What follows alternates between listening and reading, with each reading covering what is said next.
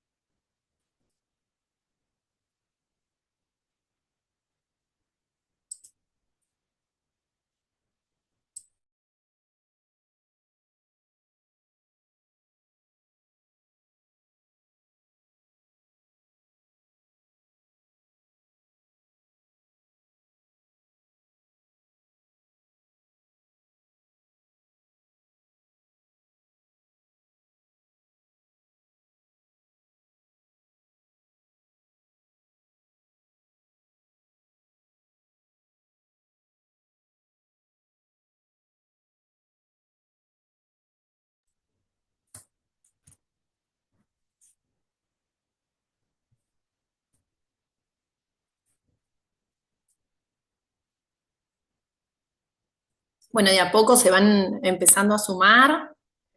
Muy buenas tardes a cada uno de ustedes que están compartiendo su tiempo para escuchar otro mes, en otra actividad, otro Ateneo.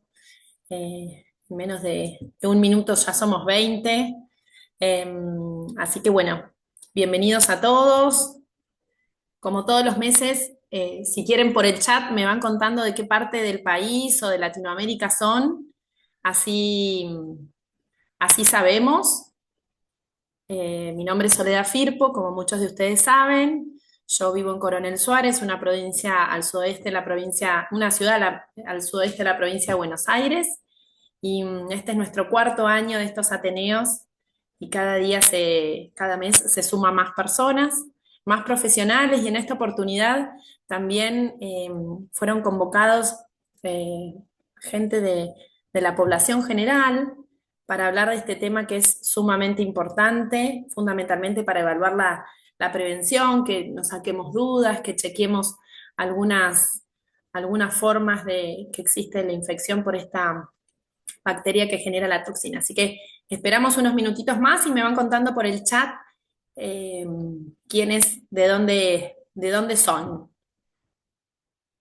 Mariana Arnedo de Catamarca. Bueno, Mariana, bienvenida. Qué bueno de Catamarca, qué linda provincia.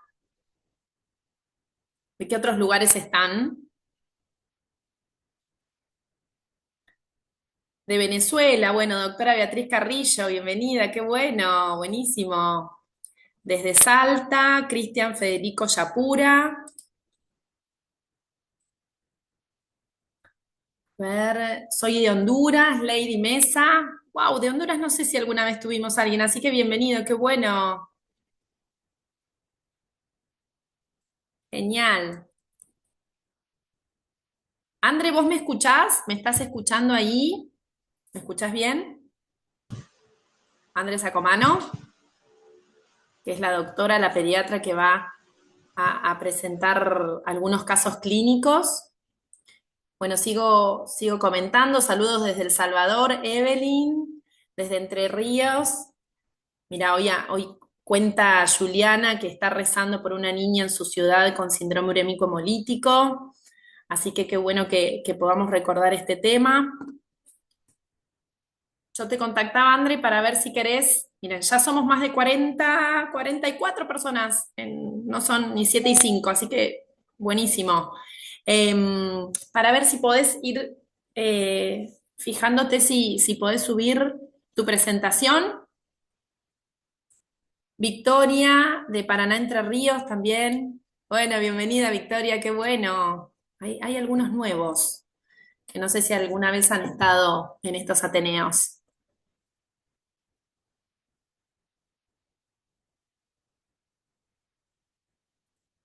Ahí André está conectando el audio, me parece.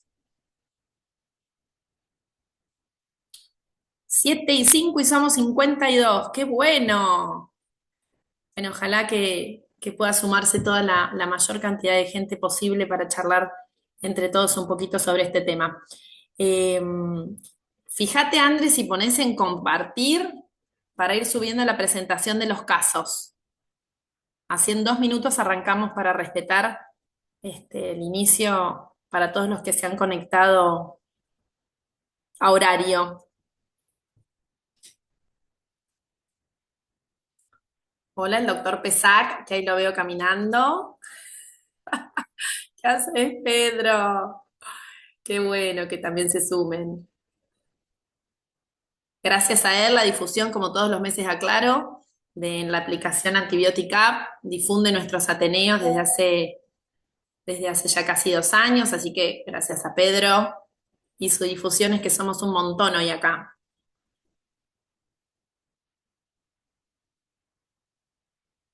A ver.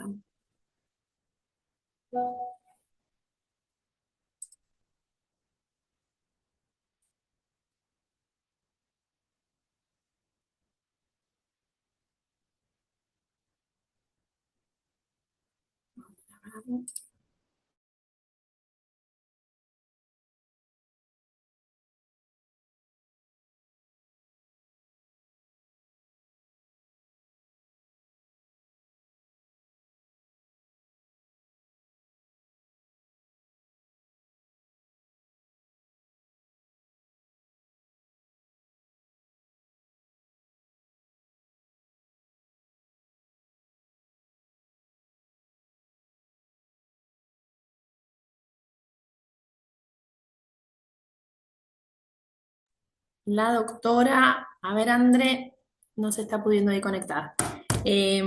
No te encuentro. A ver.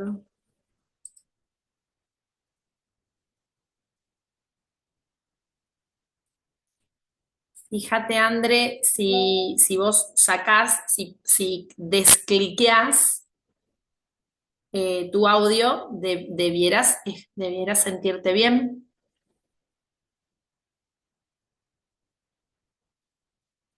Acá Belén pregunta si hay otro lugar donde se avise con tiempo de los Ateneos, solo le llega la info por la app cuando está arrancando desde Neuquén. Y estamos viendo de generar una lista de difusión, pero bueno, no la hemos creado todavía si quieren. No, más que antibiótica no tenemos. Pero por ahí, una vez al mes, como nosotros los hacemos todos los meses, ustedes pueden entrar a la aplicación y en novedades aparece que se va a realizar. Allí por ahí te enteres unos días antes.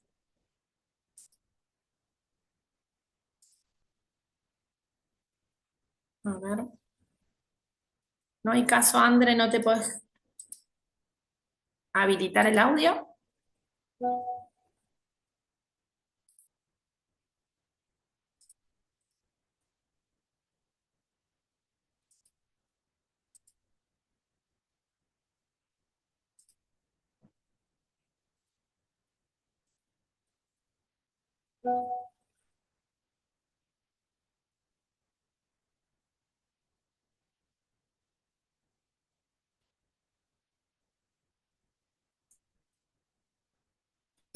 Bueno, tenemos un problemita técnico con la doctora aquí.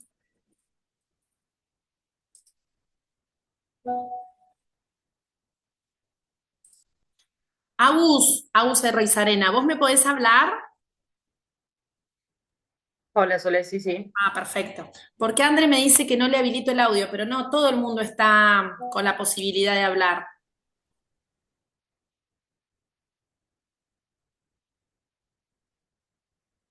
Bueno, y Pedro Pesac dice que están desarrollando eso en la aplicación como para avisar también con un poquito de antelación. Así que bueno, eh, ahí le contestó a Belén. La app es Antibiotic App, ¿sí? Ahí es donde se avisan los Ateneos y una gran cantidad de otras actividades que tienen que ver con las enfermedades infecciosas. Y después tenemos estas clases, están todas grabadas en un canal de YouTube que se llama Infecto Viral.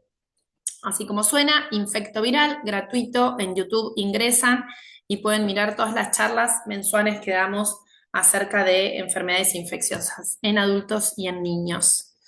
André, ¿pudiste?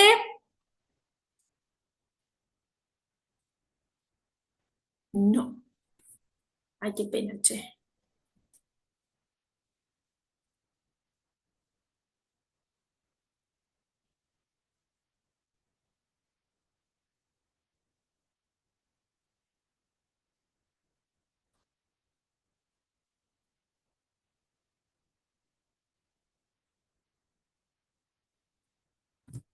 Solé, Sí, ahí pudiste. sí, es que me conecté con el celular, pero nada, voy a compartir pantalla desde la compu, así que espero que se pueda entender todo. Ah, perfecto, perfecto, buenísimo. Ah, te falla el audio del celu entonces. No, me falla el audio de la compu, De la compu, perdón. sí, no lo Bueno, puedo activar. nos siguen poniendo. Ay, Vicu Gallardo, qué bueno que Olis nos esté escuchando. Le mandamos un beso enorme a Oli también, que se recupere prontito. Bueno, Evangelina es enfermera del hospital Ballestrini. Bueno, bienvenidas también. Qué bueno que se puedan sumar y ojalá pueda servirle a muchos esta charla. André, cuando quieras, compartí y arrancamos que son y 10 ya, pasadita. Ya somos 72. El canal de YouTube se llama Infecto Viral. Se los escribo acá en el chat. Infecto Viral. Los esperamos allí.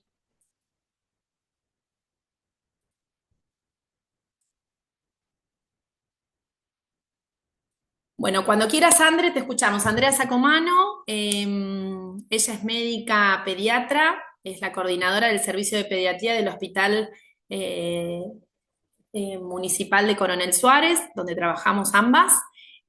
Como les contaba, los que se sumaron más tarde, la ciudad de Coronel Suárez es una ciudad de 44.000 habitantes del sudoeste de la provincia de Buenos Aires. Para todos los que no conocen eh, a Argentina, tenemos gente de algunos países de afuera, de acá de Latinoamérica, y es el único efector de salud público que tenemos dentro de nuestra ciudad y donde se atiende el 100% de los pacientes pediátricos. Así que, bueno, un poquito es lo que la doctora Sacomano va a contarnos acerca de algunos casos, las presentaciones clínicas de algunos casos, y yo después voy a hacerles un comentario acerca de la actualización del tema. Bueno, los últimos desde El Salvador. Bueno, muchas gracias y vamos a escuchar a la doctora Sacomano. Bienvenida, André.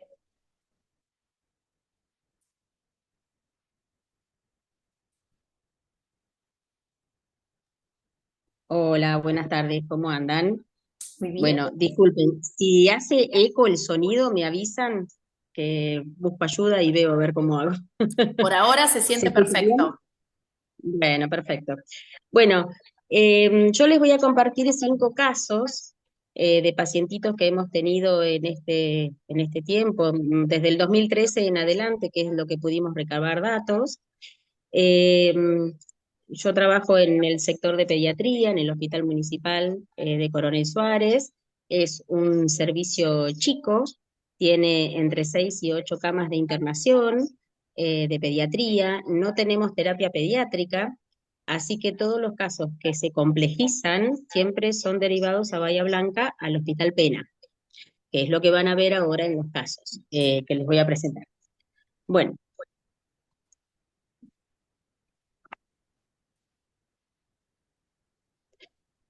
bueno, acá tenemos a Juan. Eh, los nombres fueron cambiados y las fechas son estimativas también. Lo que me interesa es que vean el mes, más que nada. Bueno, la fecha de ingreso de Juan es en febrero del 2013, tenía 3 años en ese momento. El motivo de internación fueron vómitos con intolerancia gástrica y la enfermedad actual, los papás referían vómitos diarrea y fiebre de 4 días de evolución. Al examen físico de ingreso, como datos importantes, Juan presentaba un edema bipalpebral, una diuresis disminuida según el relato de los papás, una TA 90-50 normal para la edad y la talla, el percentilo 95 para edad y talla es 107-74, así que 90-50 es normal para él. En ese momento, por sospecha de síndrome urémico hemolítico, se realizó laboratorio, el cual arrojó como datos positivos 128.000 plaquetas, 10,2 de hemoglobina, 33 de hematocrito, una urea elevada de 1,73 para un valor normal de 0,15 a 0,45 y una creatinina de 4,8 para un valor normal hasta 104. Perdón, hasta 1,4. Un ionograma en sangre normal, 143, el potasio un poquito elevado, 4,8, y un cloro de 106.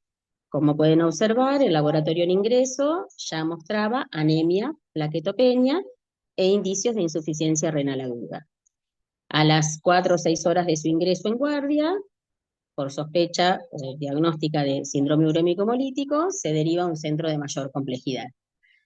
Este paciente se derivó por su obra social al Hospital Italiano de la Ciudad Autónoma de Buenos Aires y no requirió diálisis peritoneal en su evolución.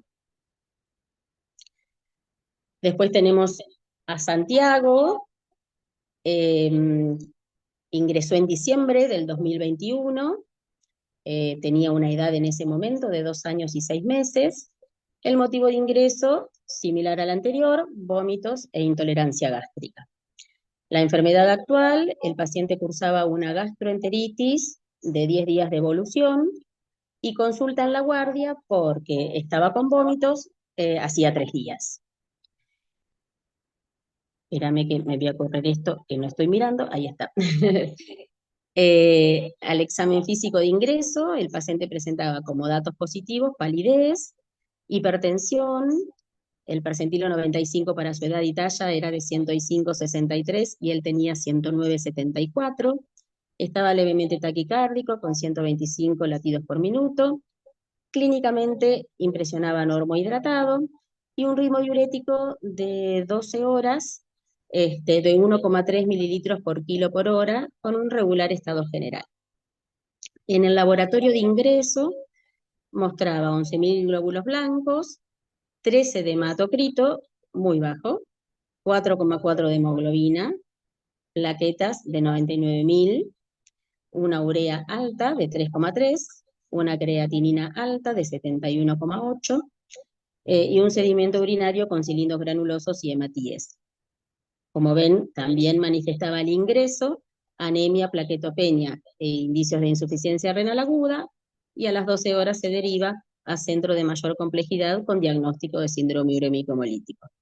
En esta oportunidad se lo derivó al Hospital Pena de Bahía Blanca, requirió transfusión de glóbulos rojos y diálisis peritoneal.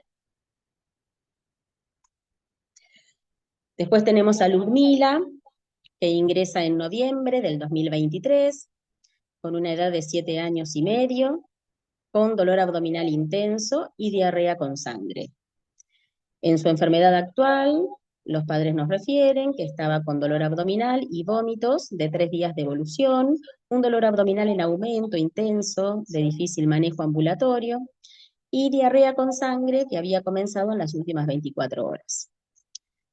En el examen físico de ingreso, presentaba una palidez cutánea, mucosas pastosas, los cuales nos estaba indicando que estaba levemente deshidratada, estaba nauseosa y por referencia su diuresis era escasa. El laboratorio de ingreso que traía esta paciente era normal, con un examen en materia fecal, directo en materia fecal, que tenía abundantes hematíes y leucocitos, y se le había realizado rotavirus y adenovirus que fueron negativos en la materia fecal, o sea que la causa de la diarrea con sangre no era viral. En su evolución, en la internación, se mantuvo con dolor abdominal tipo cólico, con pujos y tenesmos, con deposiciones frecuentes y escasas, siempre diarreicas y con sangre. Los vómitos fueron intermitentes, la diuresis adecuada, sin hematuria, alrededor de 1 mililitro por kilo por hora, que es una diuresis aceptable, y siempre normotensa, ¿sí? Con esos valores, para un percentilo normal para edad y talla, o sea, percentilo 95 el máximo, 115/77. A las 24 horas esta paciente se le realizó un laboratorio de control que arrojaba valores normales todavía, ¿sí? Un hematocrito de 38, una hemoglobina de 12,5, plaquetas de 752.000, muy altas, asumidas como reactantes de fase aguda en ese momento, un coagulograma normal, una uremia normal, una creatininemia normal y el ionograma en sangre también normal. A las 48 horas, que se le realizó un nuevo control de laboratorio, el examen se evalúa, se muestra una hemoglobina en descenso de 10,3, un hematocrito de 31, también en descenso, una urea en ascenso, 60, para un valor normal entre 10 y 50, una creatininemia de 1,68 para un valor normal hasta 1,10, o sea, elevada, y un ionograma en sangre que hasta por el momento seguía normal. Ya, como ven, manifestaba anemia, plaquetopenia e indicios de insuficiencia renal aguda. Por lo tanto, con sospecha de síndrome urémico hemolítico, se deriva a las 48 horas a centro de mayor complejidad. Y también en el Hospital Pena requirió diálisis peritoneal. Después tenemos a Carla, que ingresó en noviembre del 2019, con 2 años y casi medio. Se internó por sospecha de oliguria, anuria, dentro de un cuadro de diarrea aguda. Según los papás, estaba haciendo menos pis. En cuanto a la enfermedad actual, se pudo recabar que la paciente estaba cursando un cuadro febril con diarrea aguda de 48 horas de evolución. Supuestamente la mamá comentaba que hacía 18 horas que ella no podía constatar que la nena hubiera hecho pis. Obviamente usaba pañal, difícil de constatar dentro de una diarrea aguda, ¿verdad? Al examen físico de ingreso, la paciente estaba decaída, con palidez cutánea, con leve edema palpebral, con una TA normal al principio, que luego se elevó. Al laboratorio de ingreso, 17.500 blancos, con una fórmula desviada a la izquierda, un hematocrito de 30, una hemoglobina de 10, 75.000 plaquetas, una urea elevada de 0,73, una creatinina de 14,3, también elevada, y un ionograma en sangre aceptable. Hematíes en materia fecal, rotavirus negativo en materia fecal. Otra vez, anemia, plaquetopenia e insuficiencia renal aguda, se deriva al Hospital Pena con diagnóstico de síndrome urémico hemolítico y también requirió diálisis peritoneal en su evolución. Y creo que por último tenemos a Ignacio, que ingresa en enero del 2018 con 8 años. El motivo de internación, vómitos con intolerancia gástrica y hematuria macroscópica. Dentro de lo que se pudo recabar en el interrogatorio, el paciente papás referían que el paciente estaba con vómitos y diarrea hacía 4 días, y la diarrea era con sangre. Y como ese día había comenzado con hematuria, por eso consultaba. Por la diarrea con sangre habían consultado anteriormente en guardia, por lo cual se le realiza un coprocultivo en forma ambulatoria, que en ese momento traen, que fue negativo, y un laboratorio, que también se hizo en forma ambulatoria, que en ese momento trae, de días anteriores, que fue normal. 8.600 glóbulos blancos, con fórmula desviada a la izquierda, 15 de hemoglobina, 45 de hematocrito, un coagulograma normal, una urea normal, una creatinina normal. Al examen físico de ingreso, el paciente presentaba palidez cutánea, mucosas secas, estaba francamente deshidratado, facies de dolor y una TA elevada, 130-70 para un percentilo 95 para edad y talla de 116-79. Evolucionó dentro de las horas que estuvo internado, con dolor abdominal tipo cólico, deposiciones diarreicas, sin vómitos, con un ritmo diurético en descenso. En las últimas horas se había constatado una oliguria, perdón, con hematuria y proteinuria, con edema palpebral, edema pretibial, hipertensión. Todos los otros registros fueron hipertensión, ¿sí? 119, 110, 110, 60, 116, 67.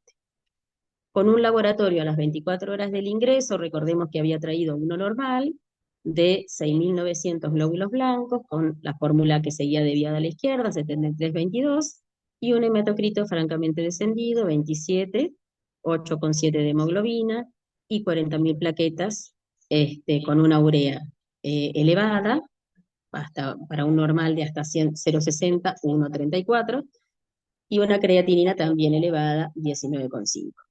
Cilindros granulosos en el sedimento urinario y hematíes en el sedimento urinario, con diagnóstico de anemia, plaquetopenia, insuficiencia renal aguda y sospecha de síndrome urémico hemolítico. Se derivó al Hospital Pena y también requirió diálisis peritoneal. Creo que Ignacio era el último, sí. Bueno, muchísimas gracias, André, por la presentación de estos últimos casos que hemos tenido en nuestra localidad. Eh, Vieron que la doctora, a medida que fue contando cada uno de los casos, la característica común es que los pacientes, si bien algunos al ingreso tenían un laboratorio común, después la tríada fue plaquetas bajas, anemia y terminaban en una insuficiencia renal aguda. Fue el común denominador en absolutamente todos los casos, y es así como es la forma de presentación más habitual. Quiero escuchar preguntas o escriben, o las preguntan, se quitan el silencio de la compu o del celu y hacen las preguntas en forma verbal, y si no las escriben en el chat, no hay ningún problema. Antes de que yo cuente un poquito la actualización, la idea era presentar algunos casos. Eh, Nosotros, como les contábamos, somos una ciudad que estamos en tercer lugar dentro de nuestra región sanitaria con notificación de casos de síndrome urémico hemolítico. Por eso era sumamente importante, y también, más allá de que hay mucha gente de otras provincias y de otros países, también para nuestra región, y fueron invitados la población general de nuestra ciudad, porque recientemente hemos tenido un caso de una pequeñita, y queríamos hacer el recordatorio de algunas formas de prevención. Tratamos de que cuando hay casos de algunas enfermedades fundamentalmente infectocontagiosas, utilizar estos ateneos para refrescar y para seguir informando a la población acerca de cómo prevenir estas enfermedades, ¿no? Porque son zoonosis, como saben, todas las zoonosis son enfermedades que transmiten los animales al hombre. Esta es otra, es producido por una bacteria. Bueno, ahora vamos a entrar un poquito más en detalle, que produce una toxina. Bueno, acá comentan que el común denominador es la fecha, ¿no? Sí, es una patología característica de la primavera y el verano, bien, bien estival.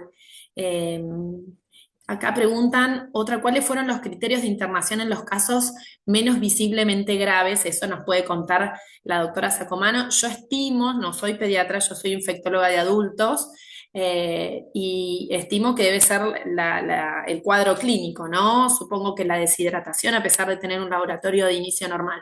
André, esa pregunta, ¿querés contestarla? En general, ¿por qué internan ustedes los pacientes? Debe ser por el cuadro clínico, ¿no? A pesar de tener un laboratorio normal. Claro, como ven, todos los pacientes estuvieron con un cuadro de gastroenteritis previo. Las gastroenteritis es una causa frecuente de infección, digamos, viral principalmente en pediatría, pero ante la presencia de sangre en la materia fecal, eh, hay que descartar sí o sí que no esté la Escherichia coli generando el cuadro. Entonces, en el caso de la diarrea con sangre, no es que se tiene que internar el paciente, pero sí se lo tiene que controlar diariamente para evaluar signos, sintomatología de insuficiencia renal aguda, de plaquetopenia y anemia. En el caso de los pacientes que se internaron, la mayoría se internaron por intolerancia gástrica. O sea, los vómitos que tenían dentro de su cuadro de gastroenteritis no le permitían hidratarse por vía oral. Por Claro, lo tanto, tenían que hidratarse por vía endovenosa. Y ese fue el motivo de internación. Como la mayoría tenían diarrea con sangre, se les hizo el seguimiento habitual y si ustedes observan, hay dos de los casos estuvieron internados un poquito más de tiempo porque hicieron la evolución al síndrome hemolítico en la internación. En cambio, los otros pacientes ingresaron ya con un laboratorio de síndrome hemolítico. sí, con la tríada característica. Ujú. Em, yo no sé si tenés este dato antes, André, pero pregunta Roberto si todos los pacientes tenían antecedentes de consumo de carne vacuna. Ese no sé si tenés el dato, porque estos son evaluación de casos en forma retrospectiva. Claro, como nosotros derivamos al paciente a el hospital de Bahía Blanca, la mayoría de las veces en pena, perdemos un poquito la evolución y la investigación posterior, ¿no? Eh, Siempre uno pregunta cuando hay diarrea con sangre si consumieron alimentos que pudieron haber estado contaminados 15, 20 días previos, ¿no? Siempre hablamos de la carne picada, hablamos de carne mal cocida, hablamos de yogur o de leche de campo, hablamos de por ahí comer en lugares tipo los food trucks, panchos y demás, o sea, no solamente es la carne picada, ¿no? El vector de Ujú. que, bueno, Sole seguramente va a hablar. Eh, entonces, sí, la mayoría, o sea, no se constataba eso en la historia clínica, pero muchos de estos pacientes los he ingresado o los he visto en la evolución y la mayoría tenían el consumo de algún alimento probablemente contaminado. Eh, en uno de ellos, recuerdo, fue leche de campo, que no estaba correctamente pasteurizada. Perfecto. Preguntan, ¿se hace el seguimiento en estos pacientes pensando en causa importante DRC en población pediátrica? A ver, ¿cómo Sole? Que no entendí. Ah, porque vos no lo estás leyendo. Dice, Manuel Sí. pregunta, Manuel Linares, si se hace seguimiento en estos pacientes pensando en una causa importante de RC en población, bueno, ahí aclara, sí, es enfermedad renal crónica, en población pediátrica. Sí, Claro. la respuesta es Eh, claro, sí. Después o sea, después que los pacientes, si entiendo bien la pregunta, después que los pacientes tienen un síndrome urémico hemolítico, cuando son egresados del lugar donde estaban internados, quedan en contacto con una nefróloga infantil por muchos años. Eh, y se les hace el seguimiento, sí, para ver cómo evoluciona esa enfermedad. Si retrograda, digamos, y vuelve a la función renal normal, o se instala una insuficiencia renal crónica. claro. Pero bueno, esos datos no lo tenemos nosotros. Bien. Después hay otra pregunta, dice, ¿en cuánto tiempo se puede agravar el cuadro, desde el consumo hasta la insuficiencia renal?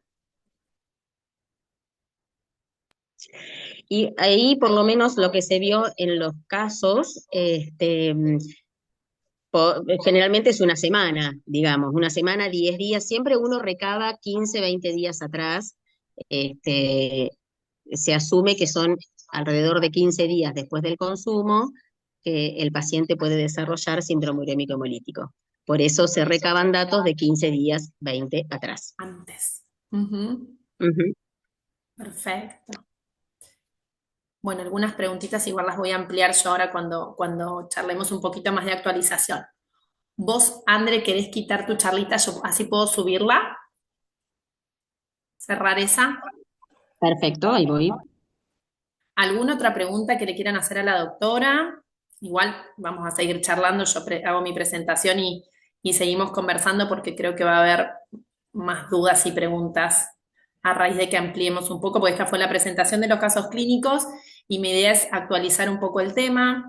En realidad voy a contar un poco lo que vivimos en nuestra región sanitaria, los casos que tenemos más a nivel local, pero haciendo referencia también a nivel nacional. ¿Mm?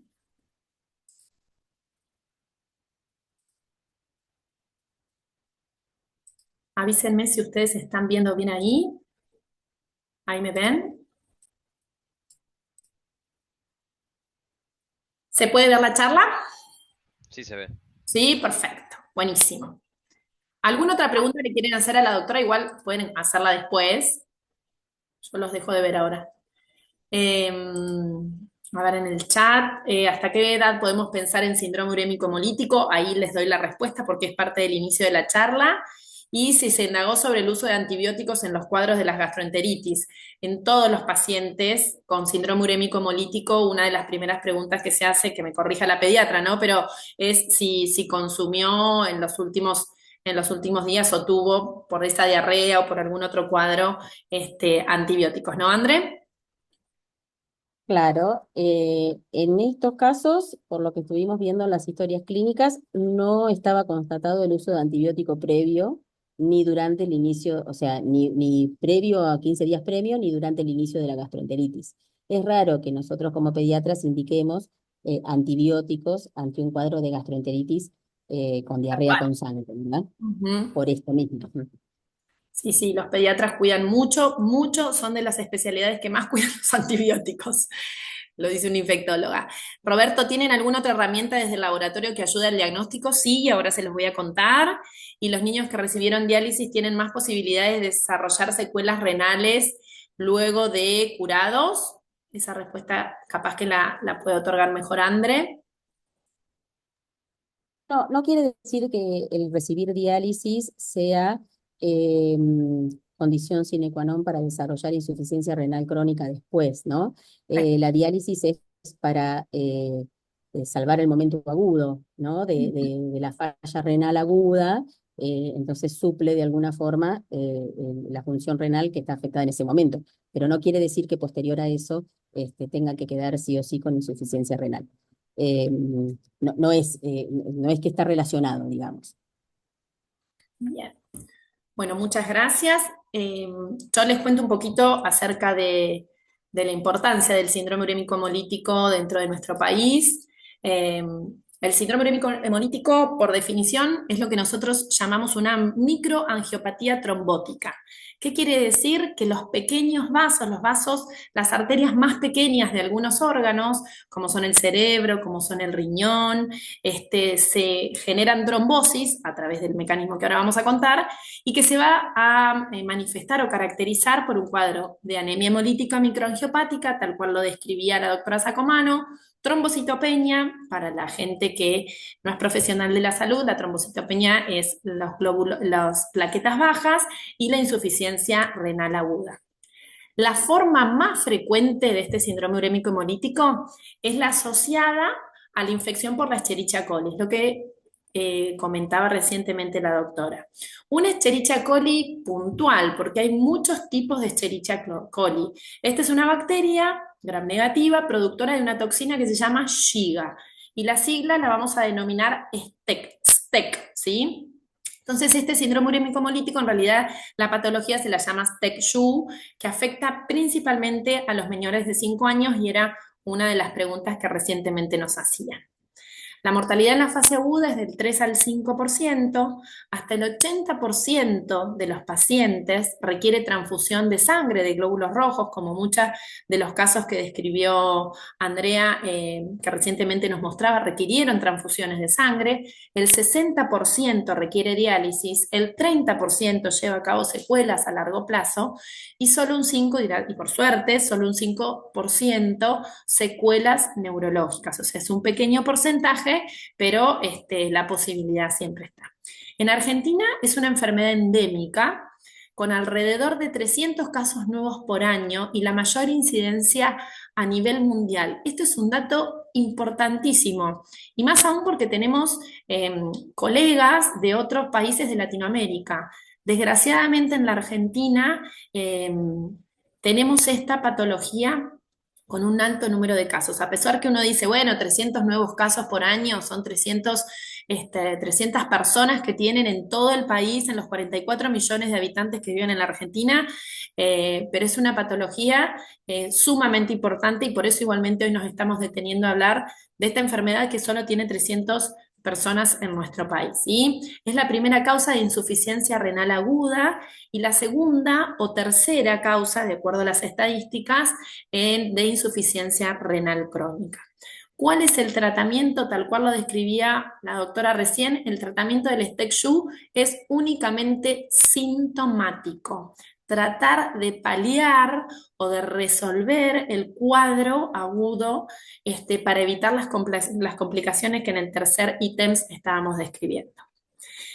Dentro de los datos estadísticos que tenemos en nuestro país, en la Argentina en 2023 tuvimos 290 casos, de ellos 230 fueron en menores de 5 años, fíjense el porcentaje, es el grupo etario más afectado. 37%, como describe aquí, ingresaron a unidad de terapia intensiva y el 72% de esos casi 300 casos que hay en la Argentina estuvieron en la región del centro de la Argentina. Nosotros estamos ahí. Lo que lleva del 2024 a noviembre del 2024 tenemos 152 casos, o sea, ha disminuido el número de casos, pero ha aumentado el porcentaje de mortalidad. Nosotros dentro de nuestra región sanitaria en la provincia de Buenos Aires está conformada por 15 partidos, una población de alrededor de casi 700.000 habitantes, personas, y el 47% de la población se lleva a cabo o está radicada en la ciudad de Bahía Blanca. Pero fíjense, obviamente casi el 50% de la población, acá tenemos los casos notificados, la mayoría por tener el 50% de la población van a estar en Bahía Blanca, pero nosotros estamos en tercer lugar. Villarino es el que está en segundo lugar, con alrededor de 10 casos, en un caso alrededor por año, y nosotros estamos muy pegaditos. Cuando quisiéramos que no tener ni siquiera un caso por año, no quisiéramos tener estas enfermedades que se pueden prevenir, ¿sí? Dentro de los análisis, el análisis que obtuvimos en cuanto a la edad, fíjense que la barra de aquí, la gris, marca que el mayor porcentaje es de 2 a 4 años, en segundo lugar de 5 a 9 años y baja sustancialmente con el transcurrir de los años. Con lo cual el promedio de edad es de alrededor de 4 años, 7 meses. Hay pacientes adultos con esta enfermedad, yo que hago infectología de adultos, lo tenemos que tener presente. A muchos médicos que tratamos adultos nos dicen síndrome urémico hemolítico, lo asociamos a los niños y también tenemos que pensarlo en los adultos. La edad mínima es de 5 meses y la mediana de 2 años, y 3 meses. Fíjense que la línea de tendencia del 2003 al 2013 ha ido en ascenso y desde el 2013 al 2023 ha ido en descenso. Es lo que hablábamos recién. Tenemos normalmente alrededor de 300 casos y en lo que va de este año 2024, 150 y piquito de casos, que nos habla de la disminución de casos, y esto fundamentalmente tiene que ver con la información, ¿no? Cuanto más informados estemos y mayormente podamos prevenir estas enfermedades, menos casos vamos a tener de esta zoonosis. En cuanto a la distribución de sexos, es el 50% para el sexo masculino y 50% para el sexo femenino, o sea, es absolutamente indistinto. Y la distribución de antibióticos en pacientes con síndrome urémico hemolítico, que también fue otra de las preguntas que nos hicieron.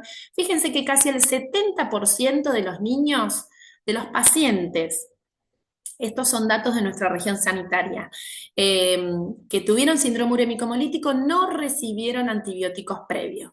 Únicamente el 17% recibió antibiótico y alrededor del 15% no estaba especificado, pero el mayor porcentaje, y esto tiene que ver con la conducta que tienen los pediatras, de siempre ellos hacen un excelente uso racional de los antibióticos. Ellos no dan antibióticos, la especialidad en pediatría no da antibióticos si no es sumamente necesario, son una de las especialidades que más cuidan los antibióticos, y en este caso con mucha más razón los pacientes con diarrea o con diarrea con sangre evitan darlo. En cuanto a la distribución por la semana epidemiológica, bueno, para los que no tienen conocimiento, dentro del año se divide en 54 semanas epidemiológicas y acá podemos ver que el mayor número de casos está al principio, que es nuestro verano, y al final, que es nuestro fin de primavera y verano. Alrededor del 80% de todos los casos, los que presentó la doctora fue el 100%, pero en la bibliografía está descrito que el 80% se da en primavera-verano y alrededor del porcentaje restante, acá va 28, perdón, por ciento se da en otoño y en invierno. Es mucho menos frecuente esta enfermedad. ¿Por qué se celebra el 19 de agosto el Día Nacional de la Lucha contra el Síndrome Urémico Hemolítico?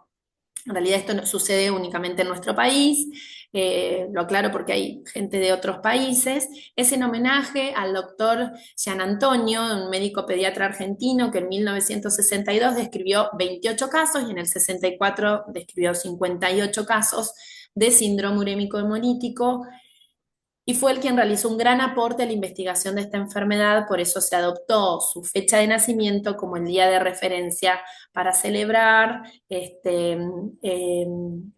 Celebramos, en realidad es un día de lucha y de información para evitar el síndrome urémico hemolítico en el día de su nacimiento.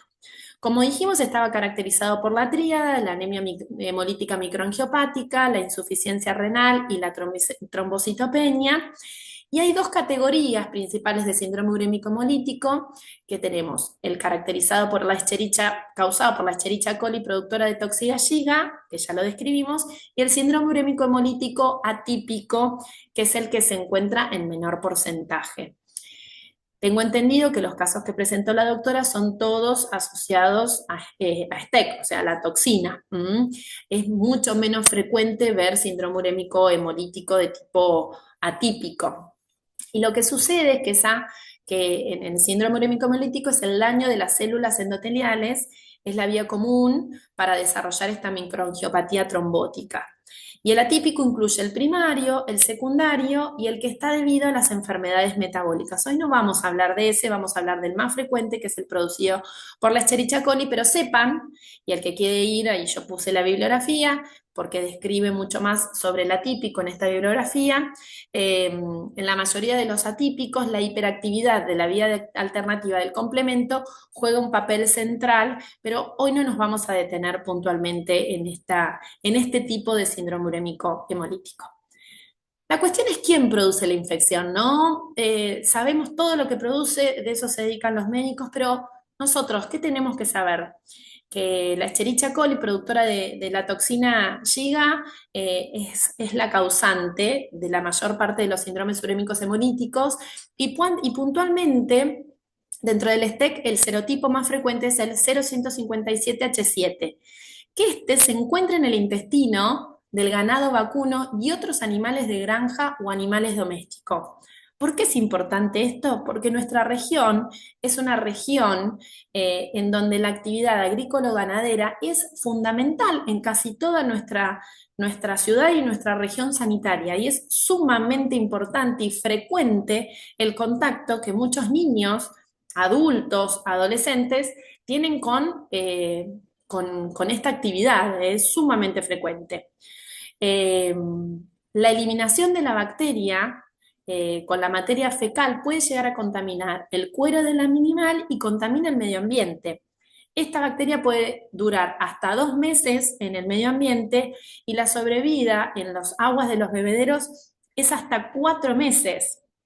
Pensemos todos los que vivimos en regiones como esta, cuántas veces vamos con nuestros hijos, nuestros sobrinos y sus amigos al campo y juegan y tratan de tocar los animales cuando se puede.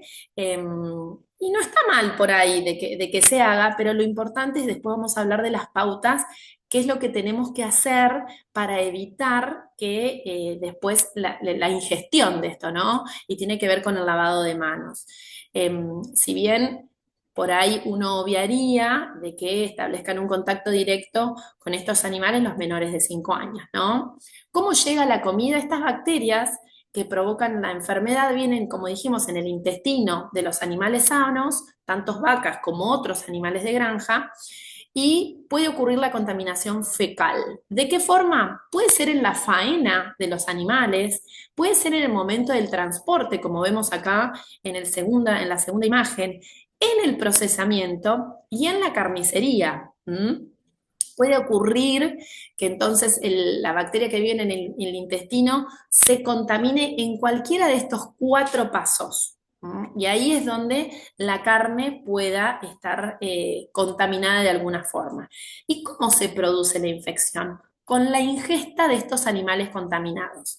Sin duda, y como aclaraba la doctora, brindarle a los niños la carne, fundamentalmente la carne cruda, pero la carne picada, perdón, que no esté cruda, eh, es algo como muy conocido. Uno asocia síndrome urémico hemolítico con carne picada, ¿no? Entonces eso es algo que por ahí ha sido muy hablado o todos lo tenemos un poco más presente. No tenemos que darle carne que no esté correctamente cocida a los niños. Hay padres, porque he sido testigo, padres que les gusta, padres, madres, padres, digo, me refiero, que les gusta comer con el centro un poco más jugoso, algunos cortes, y eso está perfecto para los adultos. A los chicos no tenemos que darle carne jugosa, tiene que estar correctamente cocida y más aún la carne picada. Pero también, ¿qué otra forma tenemos de contaminar? Como decíamos, la materia fecal de estos animales puede contaminar el terreno y con la verdura o la fruta que no esté correctamente lavada podemos estar ingiriendo la Escherichia coli. Otro de los casos que nos contó Andrea es a través de la leche, que la leche no esté correctamente pasteurizada, o las manos, esa puede ser una forma, o las manos cuando, en este caso, en la foto, podían estar contaminadas y es allí donde se podía contaminar la leche al sacarla directamente de la vaca.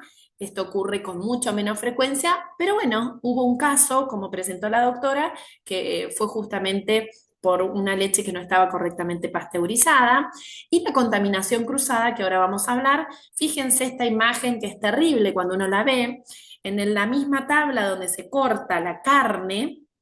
Fíjense que en un extremo tienen pepino todo cortado, que ese pepino, si está cortado, probablemente ya no se vaya a lavar y vaya directamente a la ensalada. En el otro extremo están cortado un tomate en trozos y estamos cortando al lado la carne, ¿no?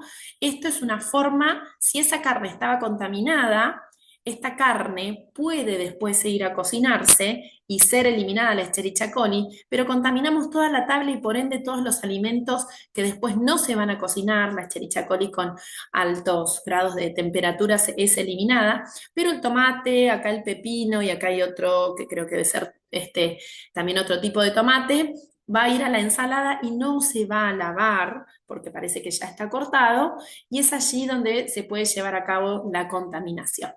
También el contacto con la bosta de los animales de granja que pueden contaminar el agua de los arroyos, de la sola o los piletas de natación. Y esto en realidad también tiene asociación con un estudio que se hizo acá hace varios años, la aparición de Escherichia coli, productora de toxina Giga, en aguas de baño en la región de Sierra de la Ventana, provincia de Buenos Aires. Acá, después, acuérdense que esta clase queda en Infecto Viral y la pueden bajar y agarrar y tomar toda la bibliografía para ir a buscar el que le interese. No únicamente es con la carne, no únicamente es la contaminación cruzada, no únicamente son las verduras que no estén lavadas, cuando cambiamos a los niños y no nos lavamos las manos, sino los lugares a veces también donde nos bañamos, ¿no? Y esto no se los voy a leer todo porque es muy plomo, pero les resumo que no se recuperó la Escherichia coli 057 por separación inmunomagnética. Sin embargo, el gen de la toxina, Giga, exclusivamente el genotipo STX2, se detectó en 4 cepas de Escherichia coli no 0,157, ¿sí? La más habitual es la 0,57, ahora vamos a hablar cuando describamos un poquito del diagnóstico. Esa es la más habitual, pero hay otros tipos de Escherichia coli, no 0157, H7, que se encontraron en estos arroyos. Acá esto es un estudio local, y la relación observada entre las temporadas de lluvia y los recuentos de Escherichia coli sugieren que entre las principales causas del aumento del indicador higiénico se encuentra el escurrimiento del estiércol depositado en los suelos, que también pueden inducir al ingreso de patógenos al ambiente acuático. Para nosotros que vivimos en todas estas regiones es sumamente importante tener esto en cuenta para los menores de 5 años. En cuanto al diagnóstico clínico o la forma de presentación, la doctora fue muy clara. La bacteria ingresa al organismo por vía oral, coloniza el intestino y produce esta toxina, que es la toxina Shiga, que pasa al torrente sanguíneo, y es allí donde genera esa microangiopatía trombótica que afecta a los riñones y destruye rápidamente los glóbulos rojos, dando este cuadro de anemia. Entonces, la forma de presentación, tal cual lo describía Andrea en los casos clínicos, puede ser una diarrea acuosa, puede ser una diarrea con sangre. Los niños pueden ponerse rápidamente pálidos, pueden tener problemas para orinar, como describía una de las madres en la presentación de los casos, en donde la niña tenía diarrea y era difícil identificar si había hecho o no pis en el pañal, la presencia de vómitos, síntomas neurológicos, y las petequias, que es mucho menos frecuente, pero pueden llegar a aparecer, son pequeñas manchas rojas en la piel. Eso es para el diagnóstico del pediatra. Dentro de las consecuencias y secuelas tenemos la insuficiencia renal, que es agudo crónica, llevando a cabo muchas veces, como dijimos, hasta en el 60% de los casos, una diálisis peritoneal. La hipertensión arterial es otra de las secuelas que pueda dejar esta enfermedad, y menos frecuente, pero es importante que lo describamos, el trasplante renal, tanto en niños como en adolescentes, y en un menor porcentaje la muerte, sin duda, ¿no? ¿Cuáles son las problemáticas para el diagnóstico del laboratorio de las infecciones por STEC, ¿no? A partir de la materia fecal, esto va un poco más orientado para todos los profesionales de la salud que nos están escuchando, médicos clínicos, pediatras, infectólogos. Podemos hacer el aislamiento de STEC, podemos hacer la PCR por amplificación de los genes, el STX1, STX2, el RFB 0157. Esto se hace, por ejemplo, en el Hospital Municipal de Bahía Blanca se hace amplificación por PCR, y la detección de toxina Shiga libre en materia fecal también se puede realizar, ¿no? Pero solo un 20 a un 50% de los casos del síndrome urémico hemolítico se puede asociar a STEC. El resto no lo tenemos. Puede haber falta de acceso al diagnóstico, de acuerdo a los lugares en donde uno pueda encontrarse. Recuerden que en los casos que presentó la doctora, 2 de los pequeños, tal vez uno, me parece que eran un poquito más grandes, si no mal no recuerdo, eran los que eran mayores de 5 años, de inicio, cuando consultaron al sistema de salud, no tenían la triada característica y la presentaron entre las 24 y 48 horas posteriores.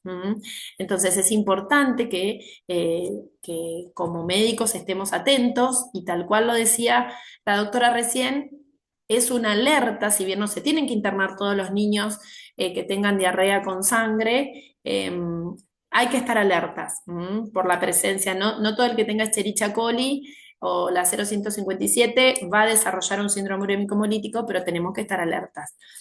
Y muchas veces no permiten realizar un diagnóstico rápido y temprano, porque tenemos que acordarnos que para hacer el diagnóstico de estas enfermedades la tenemos que tener presentes en nuestra mente todo el tiempo. Los pediatras en eso lo tienen muy claro, pero bueno, es importante que lo recordemos. El 14 de noviembre próximo pasado tuvimos una actualización de estos temas en la ciudad de Bahía Blanca, y la magíster Marta Rivas, que es una bioquímica de Immunova, acá le hice una fotografía a su presentación y nos contaba los diferentes serotipos de STEC en el síndrome urémico hemolítico, en la diarrea aguda con sangre y en la diarrea aguda que no tiene sangre, que se caracteriza más por eso, ¿no? Durante el periodo, todo el 23 y lo que va del 24, marca ahí hasta la semana 7, perdón, del 24 en Argentina. Dentro de los serotipos de STEC teníamos 0,157, el H7, la veíamos en un 65%, es la más frecuente de todos.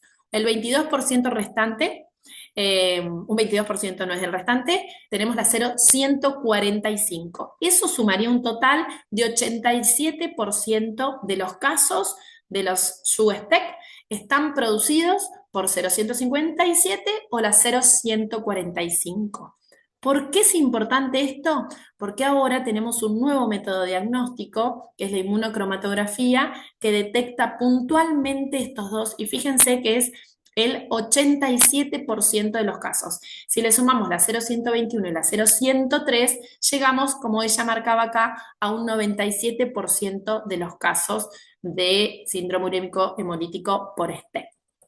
Entonces, nosotros fuimos convocados, algunos médicos de la región, para contarnos estas soluciones tecnológicas para el diagnóstico de las infecciones por STEC, que son innovaciones tecnológicas argentinas, ¿sí? Todo esto que les voy a contar se hace en nuestro país, no se trae nada de afuera, lo hacen algunos, los patrocinan algunos laboratorios, en parte es patrocinado por Inmunova, pero lo estuvieron armando en la Facultad de Bioquímica de la Universidad Nacional de San Martín. Y se llevó a cabo la creación de un ELISA, esto es puntualmente para los médicos, de un ELISA puntual para Escherichia coli, que es el CHEMLIS. Escherichia coli 0,157, tenemos el 0,145, el 121 y el 103. Recuerden que con esto llegamos a un 91% de la posibilidad del diagnóstico. Pero bueno, como todo método ELISA, tiene sus limitaciones, por así decirlo. Se utilizan cassettes grandes en donde tenemos que poner varias muestras, y los síndromes urémicos hemolíticos en nuestra región no son frecuentes en nuestro país. Si bien somos un país endémico, tenemos 300 casos por año, y realmente, a pesar de que se haya creado el ELISA, no es un método como fácil de usar. Quien lo tiene, fantástico. En algunos hospitales de Buenos Aires existe, pero es más difícil utilizarlo en el interior del país. Acá les cuento un poco de la bibliografía, para quienes deseen saber un poquito más de esto. Esto se empezó a aparecer antes de la pandemia, en el 2019, y junto con la inmunocromatografía que ahora les voy a comentar. Pero bueno, se hicieron algunos estudios y es fantástico, existe en nuestro país, pero no tiene la posibilidad de lugares tan pequeños por ahí como el nuestro o Bahía Blanca en general. Pero hay una nueva prueba serológica, que es la inmunocromatografía de IgM multiplex, basada en glicoproteínas para el diagnóstico rápido de esta Escherichia coli 0,57 y 0,45, que es, para que me entiendan, la inmunocromatografía son cassettes pequeñitos, como los que se usan para los test de embarazo o como los que se usan para el test antigénico de COVID-19, creo que lo conocemos todos justamente, o para el NS1 del dengue. Son todos métodos de inmunocromatografía.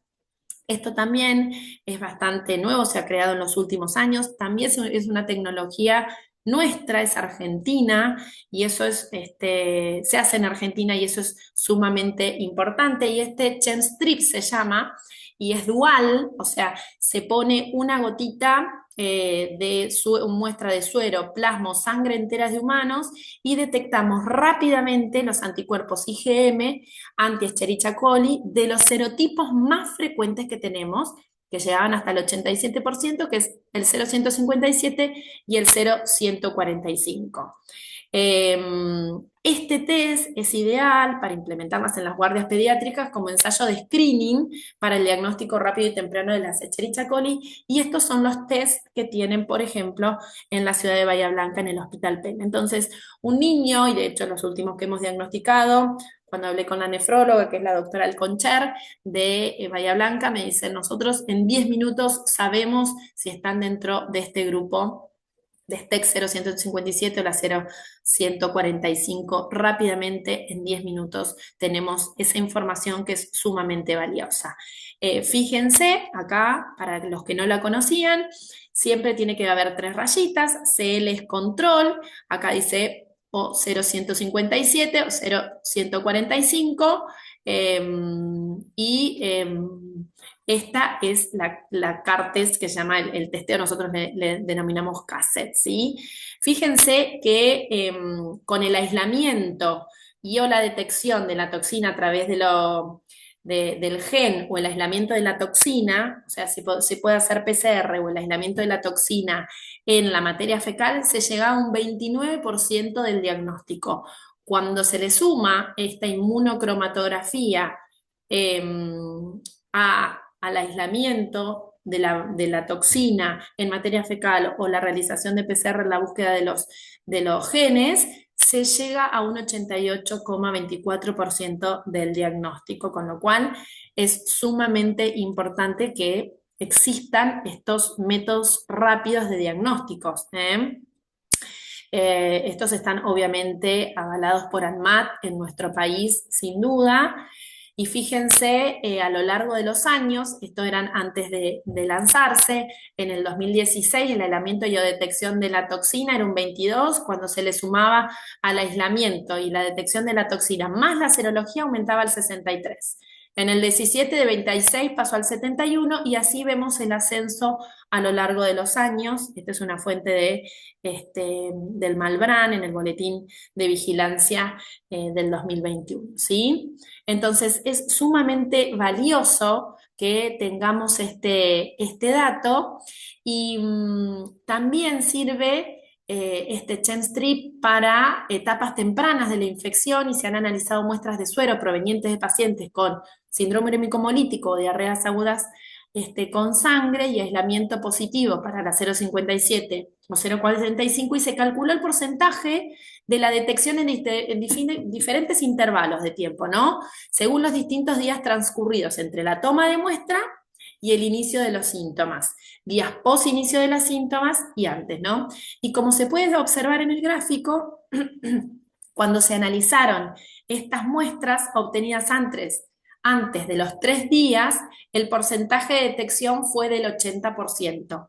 Y a partir del tercer día, el porcentaje de detección se elevó al 100% de los casos. Con lo cual es un importante avance tecnológico para nuestro país, contar y que tengamos en el centro de referencia, nosotros como es el Hospital Pena, este test es sumamente valioso. Fíjense que acá decíamos el control es el CL, es positivo para los dos, cuando las dos rayitas en el 0,57 y 0,45 nos dan positivo. Es positivo para 0,57 cuando solo marca control y 0,57, al revés para 0,45, y es negativo cuando solo se marca el control y ninguno de los otros dos inmunoglobulinas aparecen positivas. Es inválido cuando en ninguno se marca el control. No sirve que ninguno, no es negativo si ninguno está marcado, no es negativo, no es positivo si el 145 está solo, siempre tiene que estar el control. Esto para todos los test de inmunocromatografía pasa lo mismo y la lectura es la misma. Siempre tiene que estar el control marcado, si no, no nos sirve. No es positivo acá para 0,57 y no es positivo aquí para los dos, ¿no? Para ambos serotipos. Si no tenemos el control, el test es inválido. Y por último, dentro de las innovaciones de la ciencia argentina para el diagnóstico y tratamiento oportuno del síndrome urémico hemolítico y en la jornada que se desarrolló también el 14 de noviembre, Mariana Colonna, que es la responsable de la investigación clínica de Inmunova, nos contó acerca de la inmunoterapia que se está llevando a cabo en fase 3 para el síndrome urémico hemolítico. Ay, perdón, ¿alguien habló? Bueno, esto comienza ya desde el 2018. Hablo y aclaro esto porque realmente la pandemia, todo el 2020 y el 2021, frenó gran parte de la investigación en nuestro país y en el mundo. Estaba todo abocado a COVID, pero ya se empezaba a vislumbrar el desarrollo de este producto antitoxina Giga para la prevención del síndrome urémico hemolítico. Esto está publicado en la revista Medicina ya en el 2018. Y acá sabemos que la toxina Giga juega un rol fundamental dentro del desarrollo de la enfermedad, pero es difícil obtener anticuerpos neutralizantes, pero sabemos que inhibiendo esa toxina es posible detener toda esa cascada de eventos tóxicos que posteriormente esta misma desarrolla. Por lo tanto, como desafío existía lograr un buen inmunógeno y bueno, junto con la Universidad Nacional de San Martín, Inmunova desarrolla, está en fase 3 de investigación, el que podría ser el potencial tratamiento para bloquear la toxina Giga y evitar las formas graves de síndrome urémico hemolítico, y este producto contiene los fragmentos FAB 2 de los anticuerpos policlonales específicos contra esta toxina. Y lo importante de este producto es que estos anticuerpos tendrían la ventaja de ser de amplio espectro y reconocer y neutralizar diferentes variantes de la toxina Giga. Ya sabemos que hay muchos.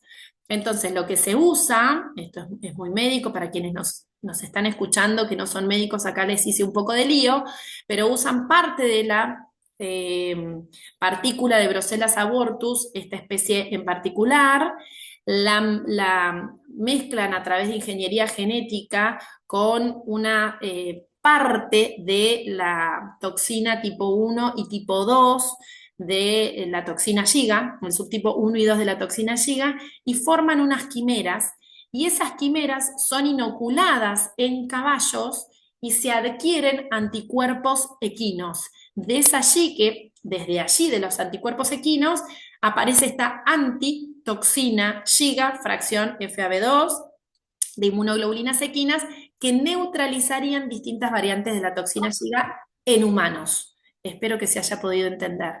Esto pasó su fase 2 en el 2018 con adultos voluntarios sanos en el hospital italiano de Buenos Aires. Pasó la fase 1, perdón, la fase 2 se llevó a cabo la investigación en 15 hospitales de nuestro país, y está la fase 3 que se está llevando a cabo, y el Hospital Pena de nuestra región se sumaría en las próximas semanas, según lo que nos ha comentado el Concher, que es la nefróloga, la jefa del servicio de nefrología infantil de la institución, para formar parte y tener también el desarrollo de este anticuerpo policlonal o este antisuero que sería para neutralizar todos los efectos de la toxina, ¿sí? Y por último, ¿cómo vamos a prevenir esta enfermedad? Como sabemos, las bacterias no se ven a simple vista, y esto es un poco para la población general, y cuando contaminan un alimento no provocan modificaciones en las características de estos alimentos, no provocan modificaciones en el olor, en el sabor, en la textura, en absolutamente nada. Entonces, debemos aplicar, estas son las 5 medidas de la Organización Mundial de la Salud, que implementándolas evitaríamos todo este tipo de enfermedades para evitar de esta forma que los alimentos se contaminen y podamos enfermarnos.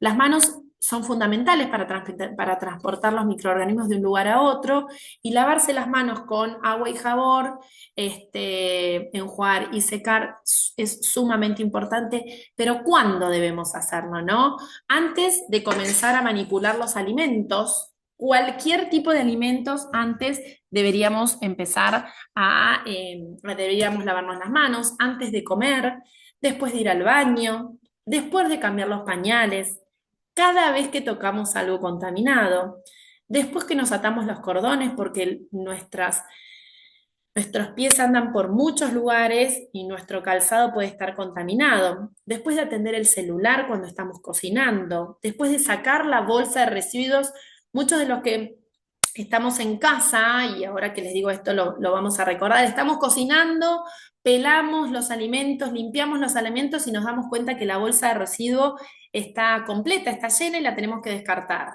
Una vez que sacamos esa bolsa de residuo que está totalmente contaminada, debemos lavarnos las manos.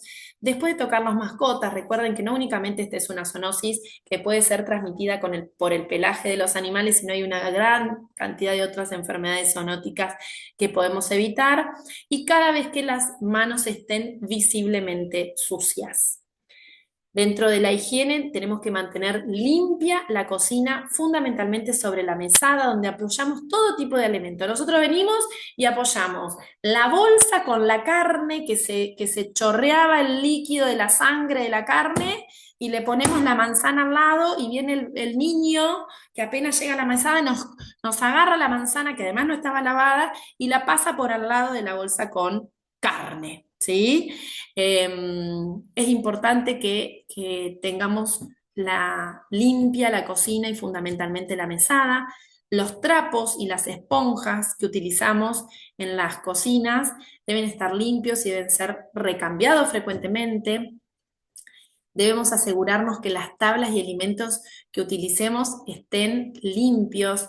Y hay algo que, bueno, lo voy a marcar en otros slides, pero es importante que tengamos tablas para cortar carne y tabla para cortar la fruta y verdura. No debiera ser la misma tabla.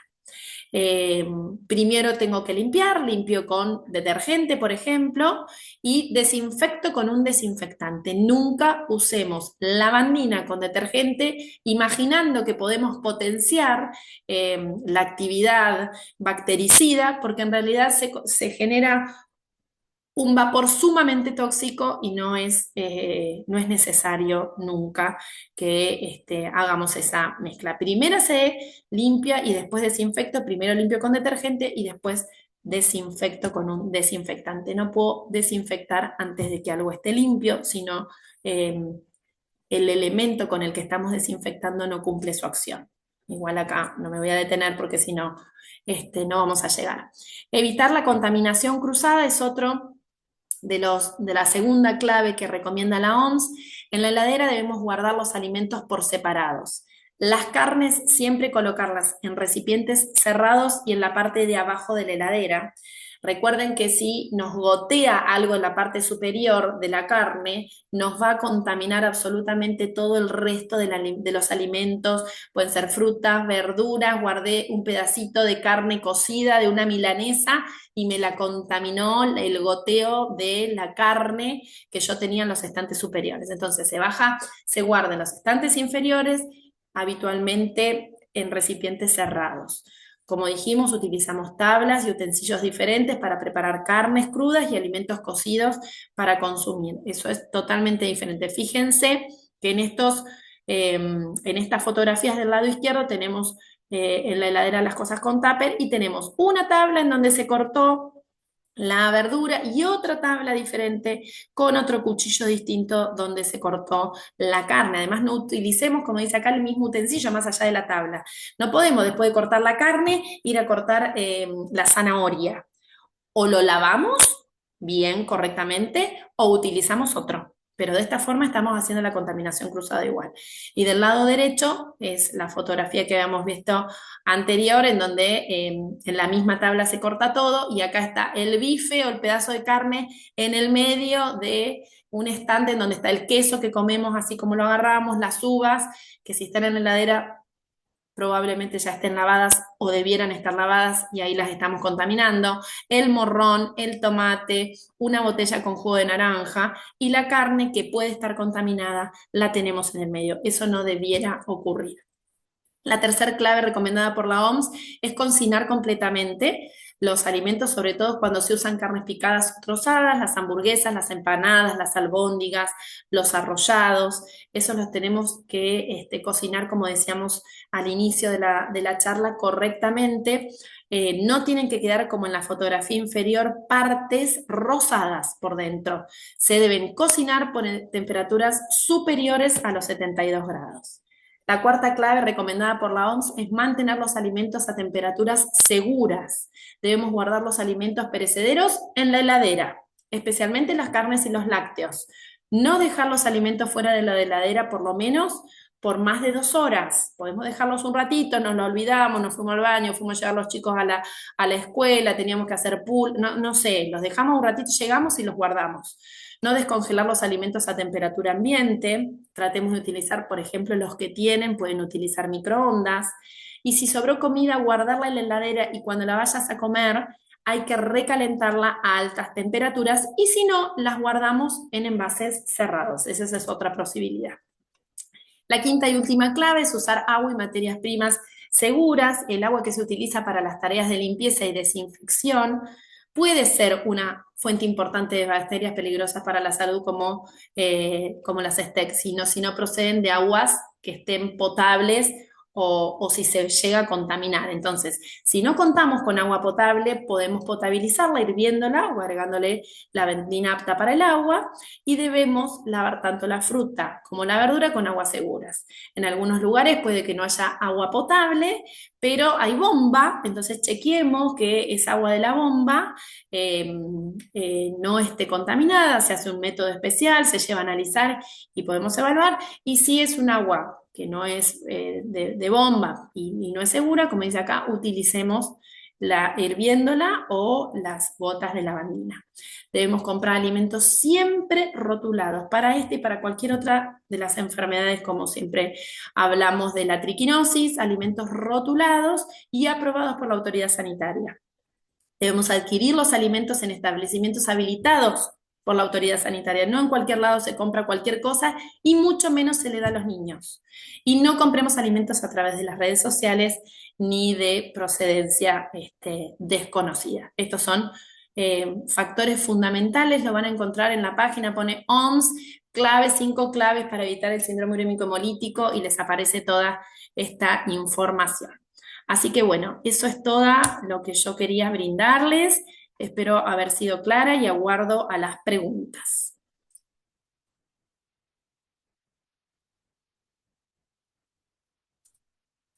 Ay, fui tan clara que nadie me pregunta.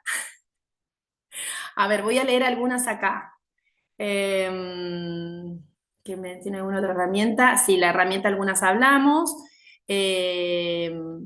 Acá Vicky Gallardo nos cuenta después de 10 días de anuria, nos indicó Laura la nefróloga, al Concher, que aumentó la posibilidad de quedar con secuelas renales crónicas. A Olivia le dio positivo Escherichia coli, la 0145, que como dijimos es una de las más frecuentes. Si nosotros adquirimos el STEC, ¿podemos transmitirlas con las manos contaminadas? La respuesta es que sí, claro que sí. ¿Dónde se solicita si estamos en el conurbano? Y eso va a depender del lugar. Habría que ver en el centro pediátrico o en la guardia pediátrica más cercana a tu domicilio o al centro de salud, al efector de salud más cercano que tengas, a ver si tienen estos métodos, ¿no? Bueno, muchas gracias, Guillermo. Muchas gracias, muchas gracias. ¿Algunas otras preguntas que quieran hacer? Sole, yo quiero aclarar dos o tres cositas, Sí. que son cosas que nosotros hablamos como pediatras con los papás, y me parece que es importante, digamos, hacer hincapié. Con respecto, viste que vos pusiste que hay que cocinar bien la carne picada. Ujú. Bueno, nosotros decimos carne picada no a los menores de 5 años. Perfecto. Porque en realidad, por más que uno se cerciore de que cocine bien la carne picada, en el proceso del picado de la carne, si la Escherichia coli estaba por fuera del trozo de carne que se pica, se introduce al centro del cilindro de la carne picada. Y llegar ahí con una temperatura de 72 grados centígrados no es fácilmente corroborable. Por lo tanto, por eso la carne picada nosotros decimos no. No a menores de 5 y los mayores de 5, si la comen, que la cocinen Siempre correctamente. es perfecto.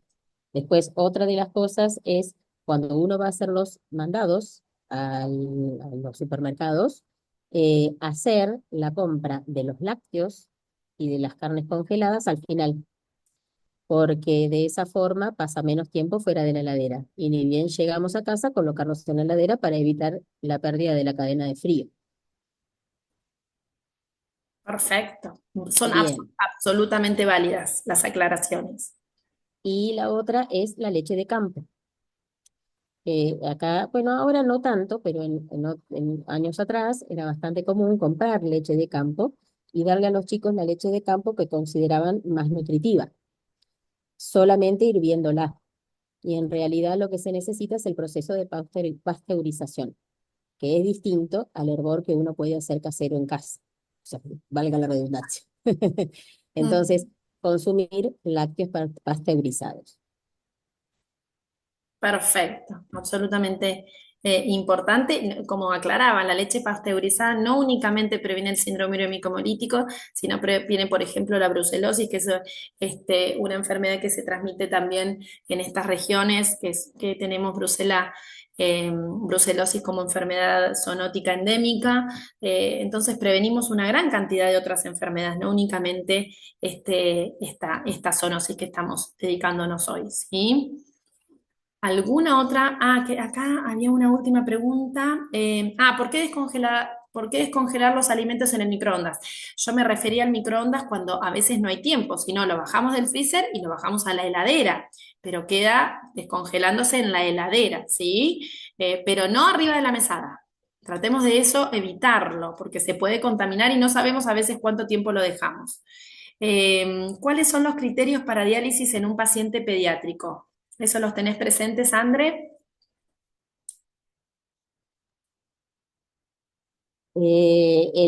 La hiperpotasemia, cuando no se puede bajar de otra forma. La anuria, no sé por cuánto tiempo, digamos, la evolución de la anuria, no sé cuántas horas son las que se consideran necesarias para ingresar a diálisis. La creatinina elevada, que ahí puso una mamá. Mm. Bueno, o sea, los criterios de insuficiencia renal aguda, ¿no? O sea, la Ah, insuficiencia renal aguda que no resuelve de otra forma, tiene que ingresar a diálisis. bien.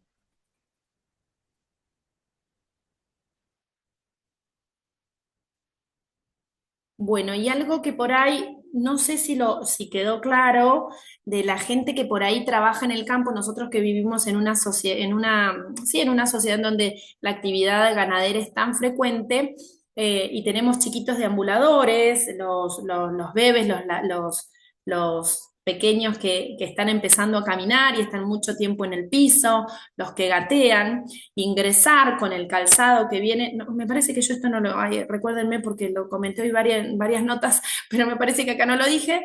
Eh, es importante que el calzado que viene del campo, en donde se puede haber contaminado, y más aún donde hay gran actividad vacuna, eh, tratemos de no ingresarlo al domicilio, al hogar, ¿sí? Tratar de sacarse ese calzado, dejarlo o en algún lavadero, en donde por ahí los chiquitos, los menores de 5 años, no establezcan tanto contacto, porque las botas que ingresan o el calzado que ingrese al domicilio puede contaminar el piso y andan estos pequeños deambuladores con sus manitos gateando en el piso, y esa es otra forma de contaminación. Como decíamos, recuerden que la bosta, toda la materia fecal de los animales que traemos a través del calzado, hago la aclaración fundamentalmente la gente que tiene actividad ganadera, que no ingrese a su domicilio, que esa es una sugerencia que siempre hacemos, que no ingrese a su domicilio con ese calzado, ¿sí? El resto de la ropa se pone para lavar, pero fundamentalmente el calzado es importante. Eh, a ver, tengo entendido ¿qué parámetros se podrían tomar en cuenta de que hay mejoría? Sí, la modificación, esa insuficiencia renal, corregime André, pero la insuficiencia renal aguda postdiálisis que va mejorando, o sea, va disminuyendo el valor de creatinina y el niño empieza a orinar. Eso. Después acá dice cuáles son los criterios de internación. En realidad, todo síndrome urémico hemolítico debe internarse, Mm, porque debe controlarse por si llega a necesitar diálisis. exactamente. Eh, Todo se interna. tiene que, ¿cómo? Que digo que todo síndrome urémico hemolítico se interna. Eso mismo. Bien. A ver, alguna otra pregunta que surja. Nos hemos pasado, yo no suelo pasar más de las 8, pero hoy era un tema daba para charlar y hacer muchas preguntas.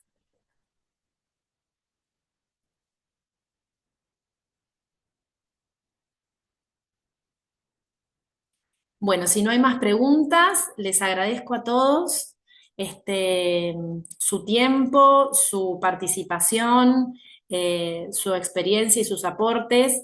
Muchísimas gracias a la doctora Sacomano y una gran cantidad de colegas de acá de nuestra ciudad y de alrededor también, a los a las madres y a los padres, tíos que también he visto que se han sumado a, a escuchar y a seguir aprendiendo para evitar realmente esta enfermedad.